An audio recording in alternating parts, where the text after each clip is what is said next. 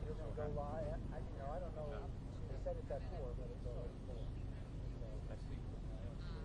I don't know if you want to go live now and go to the audience. That may be a higher decision.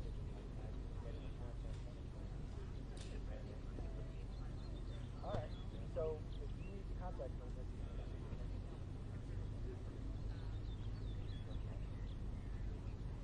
all right, very good. All right, very good. Thank you.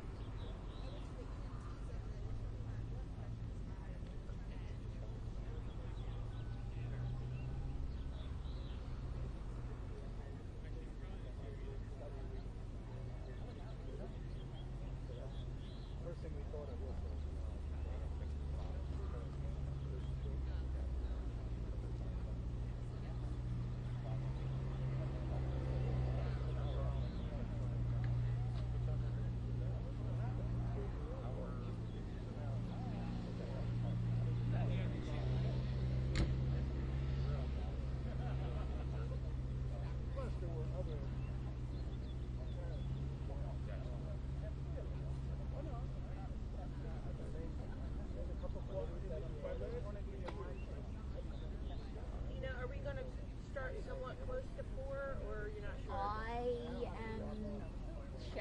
and the last I knew, our folks were literally just minutes away, and that was...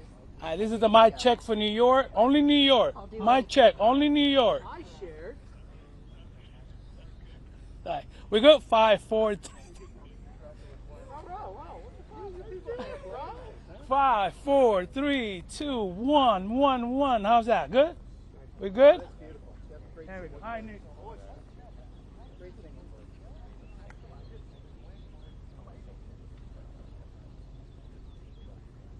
Well, you're allowed. You're south of the right? South of the Raritan River. Sorry.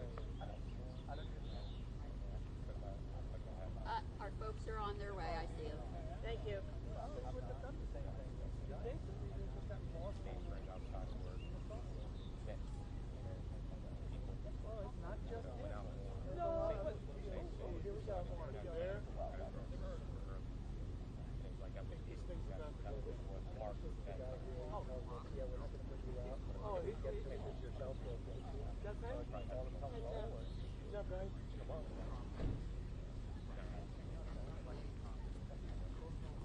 How's it going, everyone?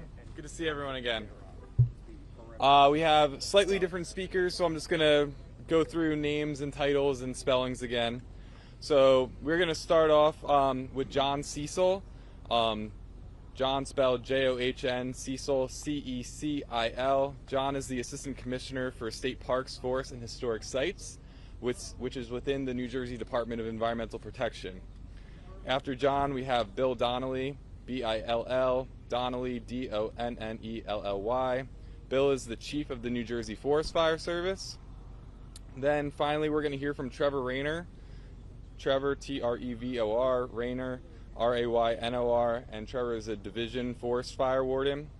And then helping out answering any questions you guys have, we also have Will Jubert, Will, W-I-L-L, Jubert, J-U-B-E-R-T, and Will is a Section Forest Fire Warden. Without further ado, John. Thank you, Jimmy.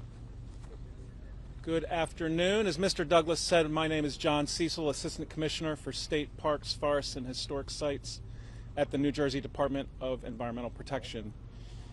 As of 4 p.m. this afternoon, we are at 40% containment, 12,500 acres consumed. Throughout the day, the Forest Fire Service has been addressing lots of resident calls for hot spots and smoke flare-ups. They've been mopping up and working around the perimeter. As you've seen, we continue to work using our air fleet with bucket drops using the helicopter. That will continue until the darkness occurs this evening. Also pleased to be seeing that power has continually been being restored by JCP&L. Don't have the exact numbers on that, but the numbers keep coming up in terms of the number of residents that have their power coming back on. We're down to 532, still closed, but we are expecting that to return to open here shortly. There is one evacuation shelter still open, although that is expected to close soon as well. There are no people occupying that shelter. We do have 18 structures that continue to be threatened here along 532, but Forest Fire is paying close attention to those. And throughout the day, the Fire Investigation Task Force has been working on the origin and kind of cause of this fire, which obviously remains under investigation. That includes the Forest Fire Service, Ocean County Prosecutor's Office, State Fire Marshal. So those are the basic stats. I want to give a huge shout out to the Forest Fire Service and the team that's been going at this tirelessly for over a day now. We're going to swap crews out and give those folks a rest, and the chief will talk more about that. Also, a big shout out to our partners, State Police, OEM, Ocean County, Lacey Township, Ocean Township, and the surrounding communities, the public, for their patience as we work through this. This has been a big fire. Took some good runs. We just took a chance, took an opportunity to fly over it before coming to talk with you all. It's impressive to see the intensity of those fire runs that made their way last night.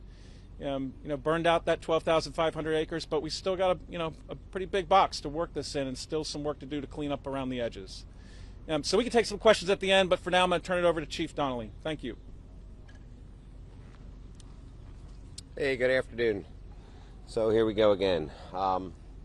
Seems like we're getting together doing this quite a bit. But right now, my job as the chief right now is to focus on the folks that are out there in the field fighting fire. We've got some folks that have been out here almost 24 hours now dealing with this fire. So in order to get them some rest and things like that, we're going to start to settle down here. As the night goes on, we're going to bring in some additional shifts. We're going to get the opportunity to send some of these folks home, as well as with some of our partners. Basically, I think we're going to start to downsize. Once the threat is gone in certain areas, we're going to start to release some of the fire apparatus you guys have seen out here working along the roads and things like that. Especially with nightfall coming, we want to just give our folks a break, keep them away from the forest, falling trees and things like that. So as far as the operational plan for this evening and going forward, I'm going to turn this over to Trevor, but I'll be happy to answer any questions once everybody's done. Good afternoon, everybody. Earlier I talked about the dangerous wildfire, the Jones Road fire here, and just to shed a little light, shed a little color on that. So oftentimes we get asked, what's the fire like and what are you dealing with out on the fire line? So here's sort of what went on yesterday. The fire started, and it, as you all knew, grew rapidly. Spread and spread and spread, and we tried to stop it here and there, and eventually made some success there. But so what went on between then and now type of thing? So these fires, with the dryness and the winds, they throw spot fires and embers, little tiny firebrands up to a mile out in front of that main fire. So even if we're successful in stopping the fire on this barrier, this control line, there's still embers that rain down, shower down on homes and mulch beds and firewood stacked near homes and decks and docks and tarps and boat covers and trailers and unimproved property. So so where all those embers land, there's always a firefighter at the end of those embers putting those embers out, which made it successful for us. So really, really great job to all the firefighters out there, putting those embers out, containing the fire, dealing with adverse conditions. When night came upon us, dealing with smoke, darkness, limited visibility, traffic, people, evacuating. Meanwhile, we're coming in. So we always like to urge, if you're to evacuate, heed our warnings, evacuate when we ask you to, because as you wait, that delays our response to get in to fight these fires. So just to shed a little light on what went on last night, and thank you very, very much. So happy to take any questions if you all have any questions. Yes.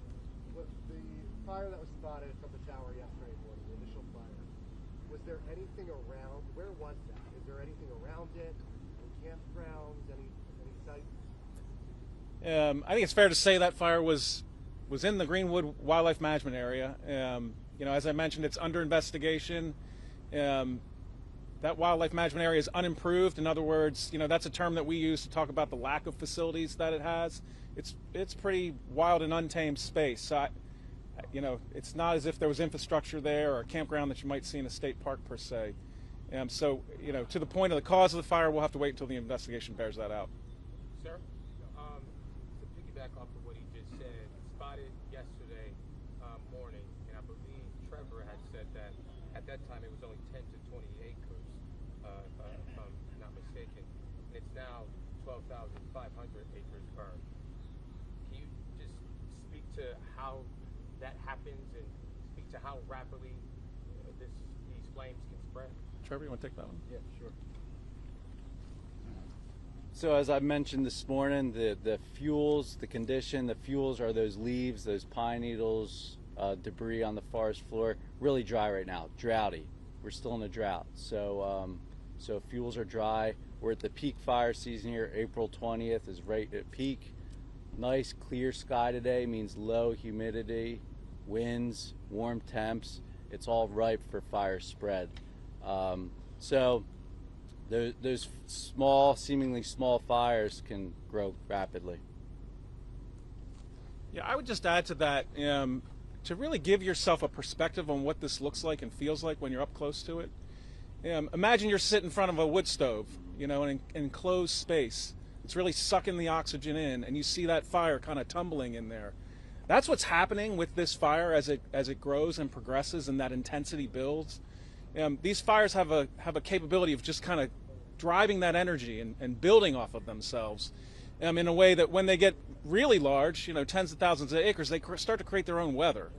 So the winds can pick up, and that can fuel and help spread that fire. And we were seeing those conditions on that front face as it was moving through. So it's an impressive condition. And can you talk about how many structures have been damaged? We had one commercial structure that was destroyed. There were a couple of smaller cabins, it appears, that were impacted, and some vehicles.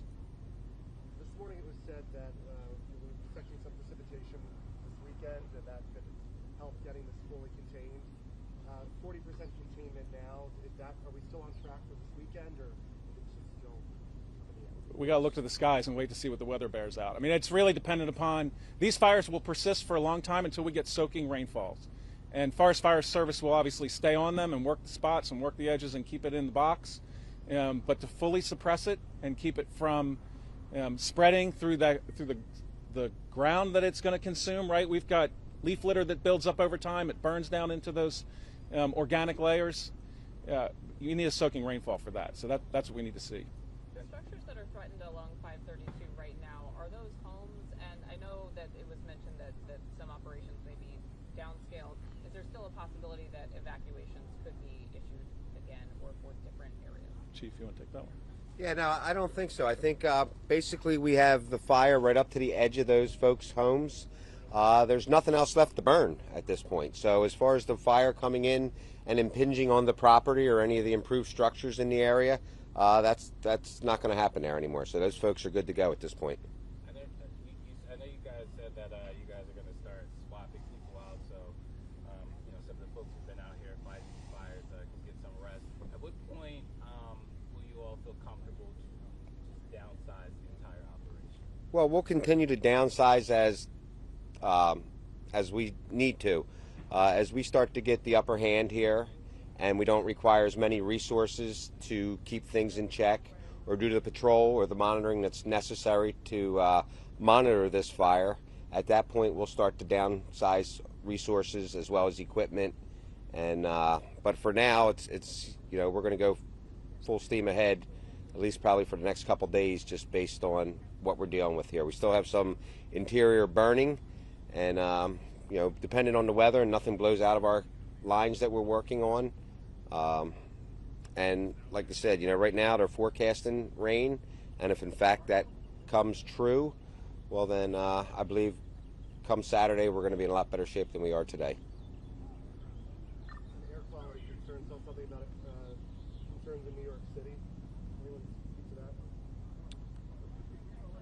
Nope, I do not know anything about that.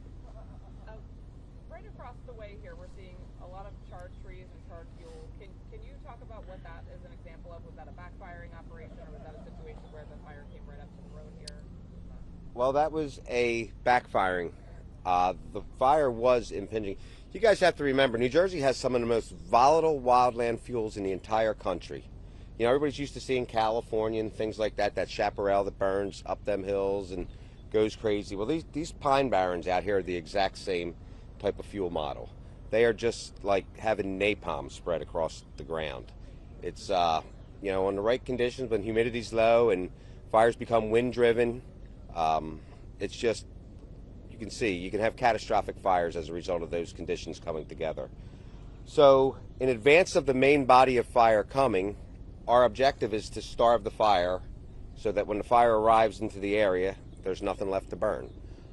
So that's a practice that we use, backfiring off of a nice line or some sort of a boundary, something that'll keep the fire that our folks can work off of safely and watch for spot fires and things like that. So any natural boundaries or streams, roads, things like that is what we like to use to mainly keep our folks safe, and it's a good anchor point. So what you're seeing across the street, probably in, I would say for maybe a few hundred yards, would be the actual remnants of the backfire. However, had they not backfired, we'd be standing in black ground right here as well, because the fire would have certainly blown right across the road had we not gotten ahead of it and started to try to tie it up. What's the name of the area where the fire started, or was first spotted? I think we're using, it's the Greenwood Wildlife Management Area, and the road we used to just gain access was Jones Road. So that was basically where the name came from. Have there been any other injuries among firefighters or civilians at all? Not that I'm aware of.